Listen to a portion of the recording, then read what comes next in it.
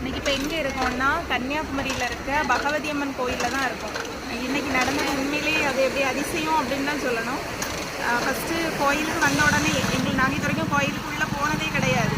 ஹிந்து தான், ஆனாலும் நம்ம வந்ததில்லை. என்ன தெய்வமும் வந்ததில்லை. இதுதான் ஃபஸ்ட்டு வாட்டி உள்ளே வந்திருக்கோம். எந்த பக்கத்தோட உள்ளே போனோம் வெளியே வரணும் எதுவுமே தெரியாது.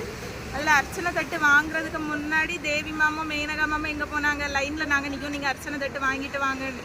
அங்கே பார்த்தா பெரிய கியூனா பெரிய கியூ.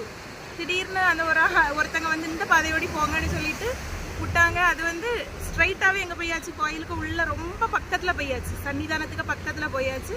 அப்படி அழகாக ரிலாக்ஸாக நல்லா அழகாக நிம்மதியாக சாமி கும்பிட்டுட்டு வந்தோம். அப்படிதானே?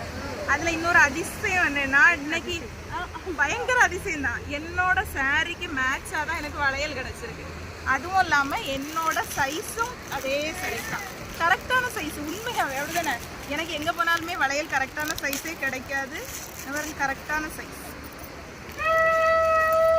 கரெக்டான சைஸ், எனக்கு சைஸுக்கு ஏற்றால கிடச்சிருக்கு. உண்மையாகவே அதிசயம்தான்.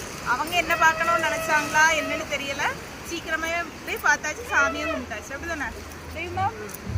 ஆமாம். பாய்.